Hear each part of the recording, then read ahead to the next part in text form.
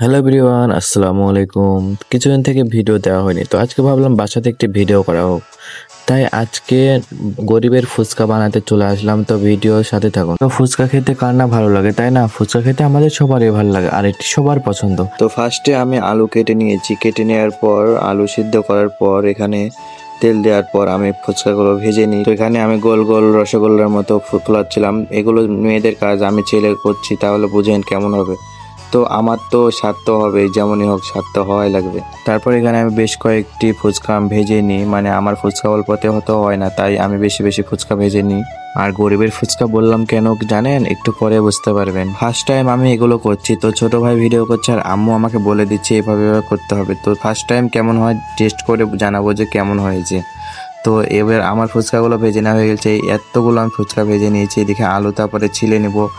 তো আলুগুলো ছিলার পর কি করছি দেখতে থাকেন। আলুগুলো ছোকা ছিলতে ছিলতে আমার তো বেহাল অবস্থা। এগুলো করে কে?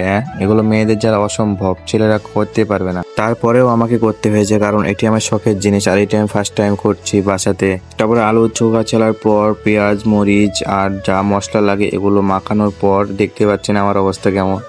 এগুলো মাখানোর পর আমি আলুগুলো মেখে নিব। তো আলুগুলো মাখাতে এদিকে আমার হাতেই যথেষ্ট, কারণ আমার যে পরিমাণ শক্তি, মাখিয়ে মাখিয়ে একবারে গোল গোল করে ফেলবো। তো আলুগুলো ভালোভাবে সিদ্ধ হয়েছে। তো ছোট প্লেটের জন্য ভালোভাবে মাখানো হয়নি, তাই আম্মুকে বলছিলাম যে বড় প্লেট লাগবে। তারপরে বড় বড় প্লেট দেয়, তো বড় প্লেটে ভালোভাবে মাখাইয়ে আমি প্রস্তুত করছিলাম আলুগুলো। সো মশলাতে আমার তো বেহাল অবস্থা, মানে যে কি অবস্থা হয়ে গেছে দেখেন। আলুগুলো মিলন করার পর ধনে গুঁড়া, জিরার গুঁড়া, মরিচের গুঁড়া আর লবণ দিয়ে আমি ভালোভাবে মিশিয়ে নিব। সব মতো পরিমাণ মতো দিয়েছিলাম। তো আপনারা কেমন ঝাল লবণ খাবেন আপনাদের উপর ডিপেন্ড করবে। তারপর ঠিক মতো স্বাদ মতো সবকিছু দিচ্ছিলাম, মানে আমার একটু ঝাল আর লবণ বেশি দরকার এর জন্য। তো সবকিছু দেওয়ার পর আবার ভালোভাবে মিলন করছিলাম। তো এদিকে দেখছিলাম তো অনেক সেন্ট, তা আমি একটু দেখছিলাম যে কেমন লাগছে, তো একটু টেস্ট। তো আমার মতন যারা গরিব আছেন তাদের এটাই অনেক কিছু, আর যারা বড় লোক তারা তো মানে কি বলবো, তারা তো বড় লোক টাইটেল, আমাদের সাথে আর যাবে না। তারপর এদিকে আমি তেঁতুল আনিয়েছিলাম। তো তেঁতুল আমি এদিকে স্বাদ মতো সব কিছু দেওয়ার পর মাখাবো। তো মাখানোর পর কেমন টেস্ট হবে আপনাকে সকল জানাবো। তো গরিবের ফুচকা তো অত ভালো করে না পারলেও মানে হালকা পাতলা করতে পারছি। তো ফার্স্ট টাইম তো এর জন্য এরকম। তো পরবর্তীতে যখন করব তখন আরও একটু ভালো হবে। তো ফুচকার জন্য ডিম আর অনেক কিছু, যেমন সালাদ, মানে অনেক কিছু থাকা দরকার। তো এগুলো আমার কাছে ছিল না, মানে গরিবের ফুচকা নামই তো, এর জন্যই তো গরিবের ফুচকা বলছিলাম। তো কিছু করার নাই, গরিবের ফুচকা বলে কথা। এগুলো আমি এখন আলো সানা ঢুকিয়ে দিচ্ছিলাম। তো অনেক স্বাদ হচ্ছিল, মানে এত সুন্দর ফ্লেভার আসছিল। তো আমি আগে ফার্স্টে ট্রাই করে দেখি।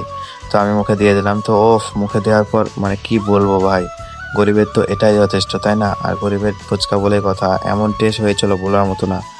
ডিম শসা না থাকুক, কিন্তু টেস্টটা যে মারাত্মক লেভেলের হয়েছে তা তো বলে বোঝাতে পারবো না।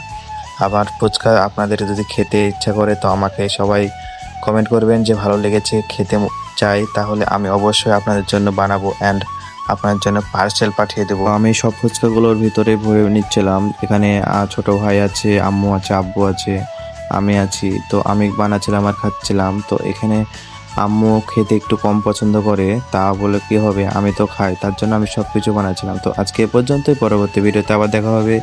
এ পর্যন্ত সবাই ভালো থাকো, সুস্থ থাকো, আল্লাহ হাফেজ, আসসালামু আলাইকুম।